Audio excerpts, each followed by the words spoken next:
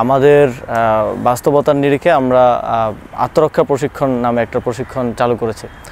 দুঃখজনক হলো আমাদের সচেতন নাগরিকরা এইটা আসলে কি এটার বিস্তারিত না জেনেই এটাকে একটা মিলিশিয়া বাহিনী বা কিছু কিছু পত্রিকায় আমি দেখেছি যে খুবই লিডিং শিরোনাম দেয়া হয়েছে।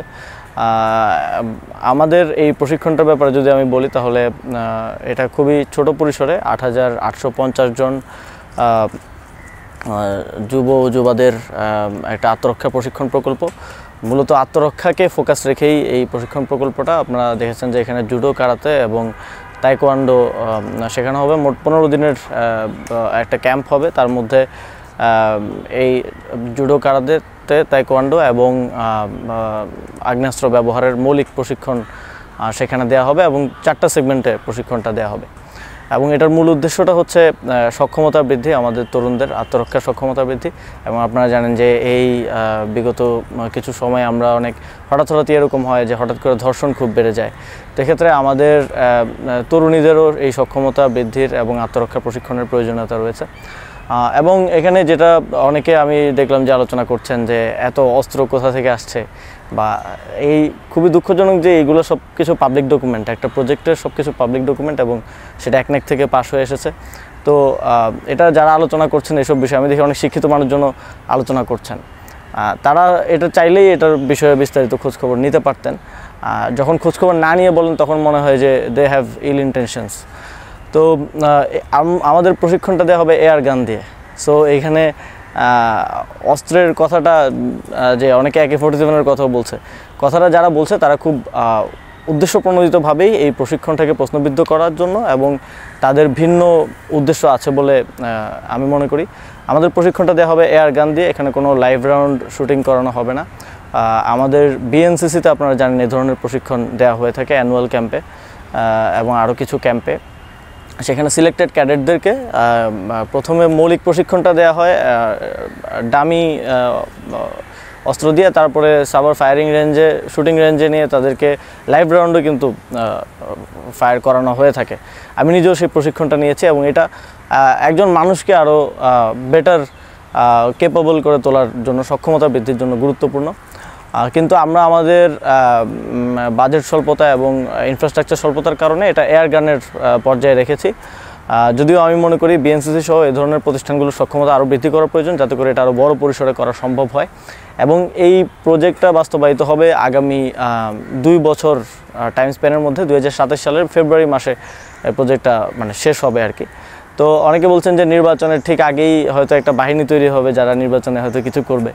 তো নির্বাচনের আগে আমরা আশা করছি যে হয়তো আমরা আমাদের প্রায় 100টার উপরে সেগমেন্টে হচ্ছে ট্রেনিংটা দেওয়া হবে। কারণ আপনারা জানেন যে একসাথে 8,000 জনকে আসলে ট্রেনিং দেওয়ার মতো ক্যাপাসিটি আমাদের কিছু কিছু বাহিনীরও হয়তো নাই। তো সেই জায়গা থেকে আমরা এই 8,000 জনকে আরও ভাগ করে প্রায় 100টার উপরে সেগমেন্টেশন হবে। আমরা আশা করছি যে আমরা শুরু করতে পারবো এই মাসে।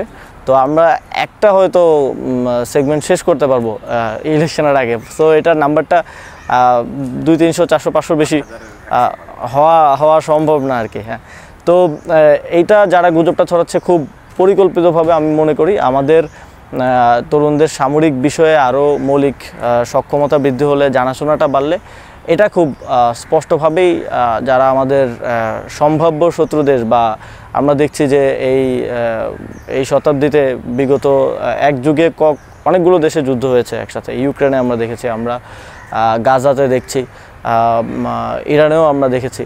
তো এই বড় রাষ্ট্রগুলোর মধ্যে একটা আগ্রাসী মনোভাব আছে এবং আমরা খুব স্পষ্টভাবে এই অন্তর্বর্তীকালীন সরকার গঠনের পরে আপনারা দেখেছেন যে আমরা একটা বড় রাষ্ট্রের দিক থেকে হুমকির সম্মুখীন হয়েছি। রাজনৈতিক দলগুলোকে একসাথে করে আমাদের মাননীয় প্রধান উপদেষ্টা জাতীয় ঐক্যের ডাক দেওয়া হয়েছিল।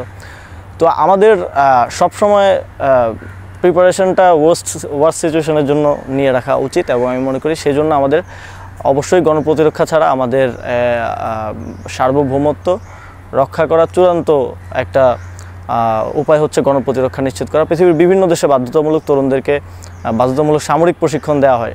আমরা যে প্রশিক্ষণটা দিচ্ছি এটা সামরিক প্রশিক্ষণ থেকে অনেক দূরে। আমি আরও খুশি হতাম যদি আমরা সামরিক প্রশিক্ষণটা দিতে পারতাম, তবে আমাদের ওই সক্ষমতা, ইনফ্রাস্ট্রাকচার, ওই জাতীয় নীতির বিষয় আছে। তবে এই যে গণপ্রতিরক্ষা আইডিয়াটা, এটা আমাদের জন্য কতটুকু জরুরি এবং এটা আমাদের তরুণদের এই সক্ষমতাটা বৃদ্ধি হলে এটা আমাদের দেশের জন্য কতটা সুফল বয়ে আনবে সেই জায়গা থেকে ছোট পরিসরে শুরুটা করা।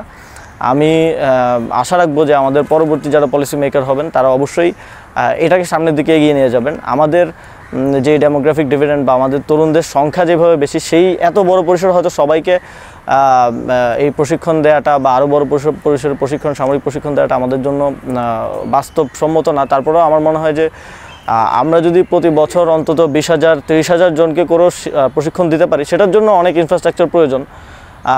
তাহলেও আমাদের এইটা রিজার্ভ ফোর্সে অ্যাড হচ্ছে এবং এটা একটা অনেক সময় মোরাল ওয়ারফেয়ারের একটা ব্যাপার আছে। যখন আপনার রিজার্ভ ফোর্সের সংখ্যাটা এত বেশি হবে, তখন এই যে প্রতিবেশী রাষ্ট্রদের থেকে যে ঝুঁকির একটা সম্ভাবনা থেকে যায়, সেটা অনেক বেশি আসলে কমে আসে। এটা মোরাল ওয়ারফেয়ার বলে থাকে। জায়গাটায় আমাদের একটা নিজেদের মধ্যে একটা আত্মতুষ্টির ব্যাপার থাকে যে আমাদের সেই সক্ষমতাটা আছে। এবং আমি মনে করি বাংলাদেশের তরুণরা অনেক বেশি দেশপ্রেমিক এবং আমরা এই প্রকল্পে অনেক বেশি সাড়া পেয়েছি এবং আমরা বিশ্বাস করি যে সামনের দিকে এই ধরনের প্রকল্প নেওয়া হলেও তরুণরা আরও বেশি সাড়া দেবে। এই প্রকল্পের যে 15 দিনের প্রশিক্ষণ, সেটা পুরোটাই আবাসন, মানে পুরোটাই ক্যাম্পিং সিস্টেমে হবে, মানে আবাসনটা আমরা নিশ্চিত করব এবং একই সাথে আমরা তাদের খাওয়া দাওয়া, তারপরে পোশাক, তারপরে যুব ক্রীড়া মন্ত্রণালয়ের প্রশিক্ষণগুলোতে একটা দৈনিক ভাতাও দেওয়া হয়। 15 দিনের প্রায় 4200 টাকার মতো ভাতাও দেওয়া হবে। তো আমরা শুরুটা করছি, আমি মনে করি এটা বাংলাদেশের জন্য এটা করতে হবে, এটা ছাড়া কোনো উপায় নেই ভবিষ্যতে। আমি মনে করি সামনের দিনে যারা পলিসি মেকার হবেন তারা এটাকে সামনের দিকে এগিয়ে নিয়ে যাবেন। তবে যারা বিভিন্ন ধরনের গুজব ছড়াচ্ছেন, বিভিন্নভাবে এটা আঘাত করার, মানে এই প্রকল্পটাকে বিতর্কিত করার চেষ্টা করছেন, আমরা একটা ট্রেন্ড দেখার চেষ্টা করছি যে আসলে তারা কারা।